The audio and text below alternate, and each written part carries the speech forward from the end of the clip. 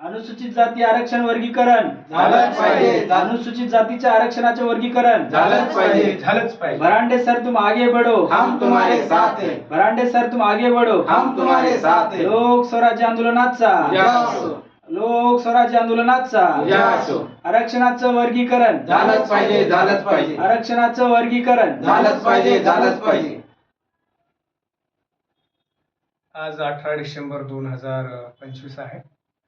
18 डिसेंबर 2015 रोजी नागपूर येथील मंत्रिमंडळाच्या बैठकीवर लोकस्वराज्य आंदोलनाच्या कार्यकर्त्यावर सरकारने जो अमानुष अशा प्रकारचा लाठीचार्ज केला होता, हा दिवस आम्ही प्रेरणा दिन म्हणून या ठिकाणी साजरा करण्याचा संकल्प केलेला आहे आणि तशा प्रकारचा तो प्रयत्न आम्ही करत असतो.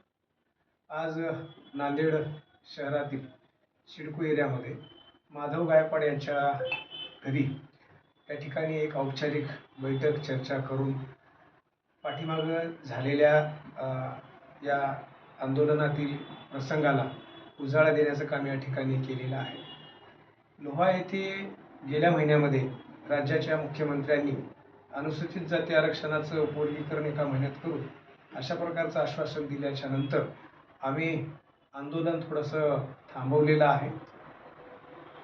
महाराष्ट्र पोलीस प्रशासनाने लोकस्वराज्य आंदोलनाच्या या लक्षवेधी भूमिकेचं फार अशा प्रकारची गंभीर दखल घेतलेली आहे आणि म्हणून वरचेवर कार्यकर्त्यांना नोटिसा देऊन तुम्ही आंदोलन असं काही करू नका अशा प्रकारची विनंती करीत आहेत आणि या विनंतीला लक्षात घेऊन काही काळ निवडणुकीचा जो काही कालावधी आहे या दरम्यान कसल्याही प्रकारचं आंदोलन करणार नाही.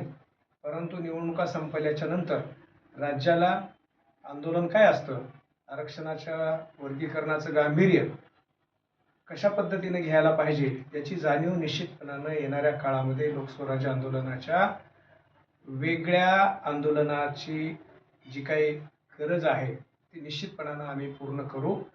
येणाऱ्या काळात महाराष्ट्र सरकारनं जर वर्गीकरणाची उपेक्षा केली, टाळाटाळ केली, वेळ घालवण्याचा प्रयत्न केला तर निश्चितपणाने कुठल्याही मंत्र्याला सत्ताधारी महाराष्ट्रामध्ये फिरता येणार नाही अशा प्रकारची परिस्थिती आम्ही निर्माण करणार आहोत. भले यासाठी आमच्या अंगावर किती लाट्याकाट्या पडल्या, जेलमध्ये डांबण्याची भूमिका घेतली तरी कोणत्याही परिस्थितीमध्ये आरक्षण वर्गीकरण आम्ही घेऊनच शांत बसू अशा प्रकारचा निर्धार आज आम्ही या औपचारिक बैठकीमध्ये संवादामध्ये केलेला आहे. महाराष्ट्रातल्या सर्व स्वाभिमानी समाज बांधवांना माझं नम्र निवेदन आहे, सत्ताधाऱ्यांच्या सोबत राहून आंदोलन निर्णायक करता येत नाही. सत्ताधाऱ्यांच्या सोबत राहून सरकारला मजबूर केलं पाहिजे अशा प्रकारचं आंदोलन करता येत नाही. ही एक प्रकारची नौटंकी असते नव्हे, ती समाजाची फसवणूक असते. या विषयाचं जे काही महत्त्व आहे ते कमी करण्याचा प्रकार या ठिकाणी केला जातोय. लोकस्वराज्य आंदोलन मात्र या सगळ्या षडयंत्राला निश्चितपणाने हाणून पाडल्याशिवाय राहणार नाही अशा प्रकारची भूमिका मी या ठिकाणी आज घेतलेली आहे. लोकस्वराज्य आंदोलनाचा